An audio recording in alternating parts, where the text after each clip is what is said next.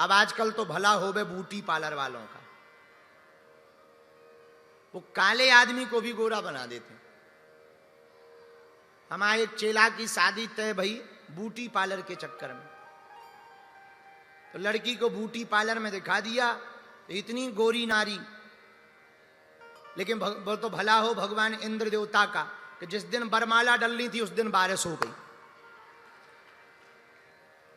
बारिश भई तो जो ब्यूटी पार्लर को फाउंडेशन है तो वो बहा गो। महाराज ज्यों ज्यों बारिश की बूंदें पड़े सोई टप टप करके वो बहावे, और बिल्कुल वैसे ही उजियारो सो गायब हो जावे, अमावस्या सी बाहर निकलत आवे। बाद में वो मंडपी से भग गो माओ चेला। आजकल ब्यूटी पार्लर को भी बड़ो कमाल है, बुरा न मानना।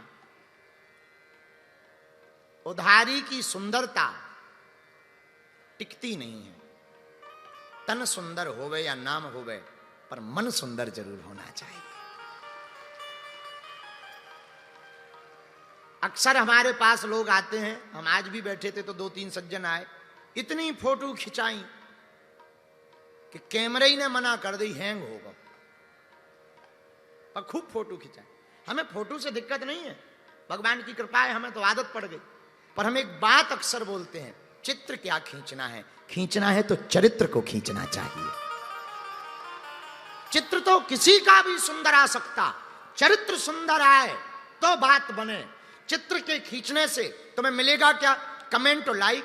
हाँ ये जरूर कि बागेश्वर अच्छा आदमी भी इतना चतुर है, 4 धक्का मुक्का खा के फोटो खिंचवा ले तो पोस्ट में यही डालता है, बागेश्वर बाबा के साथ शास्त्रार्थ करते हुए। अब चाहे बाबा जी यहाँ शास्त्रों को ज्ञान हो ना हो, सामने वाले को होवे ना होवे, पर शास्त्रार्थ हो रहा। हाँ आजकल रील के जमाने में रियल को आदमी गायब होगा। रील का इतना विचित्र जमाना आया कि रियल आदमी खोजना मुश्किल हो गया। भैया हम यही प्रार्थना करेंगे। एक सज्जन हमसे बोले आप अपने मोबाइल में बढ़िया वाला पासवर्ड रखो, तब हमने उनसे एक बहुत हाथ जोड़ के प्रार्थना करी, शुक्ला जी, देवड़ा जी, हमने कहा भैया चाहे जमाना स्क्रीनशॉट का हो या स्क्रीन रिकॉर्डिंग का हो, तुम्हारा चरित्र बढ़िया रहेगा तो कोई बाल बांका नहीं कर लेगा। हाँ चाहे स्क्रीनशॉट को होवे चाहे स्क्रीन रिकॉर्डिंग को, पर भगवान बचावे, हनुमान जी बचावे। क्या बताएं, जमाना बड़ा उल्टा है। तो आजकल तो ब्यूटी पार्लर वालों को बड़ा कमाल है। एक बहन जी मरने जा रही थी, आत्महत्या करने, तो हमने उन्हें बहुत समझाओ, उनके पति भी खड़े थे, हमने कहा मरो मत, लेकिन वो नहीं मानी। तो पति बोला महाराज माए बाहर में जाने दो। वो मरने गई और मरने के पहले वो ब्यूटी पार्लर में घुस गई। तो हमें भी बड़ी टेंशन भाई कि ये मरने जा रही थी, ब्यूटी पार्लर में क्यों घुस गई।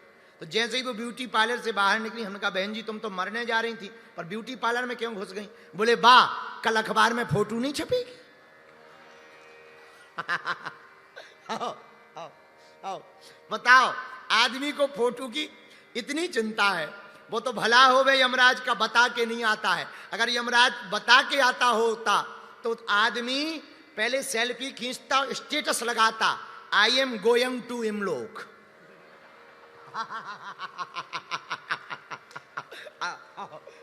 और हिंदी वाले लिखते एक नई यात्रा का अनुभव लेने जा रहा हूं, यमलोक जा रहा हूं।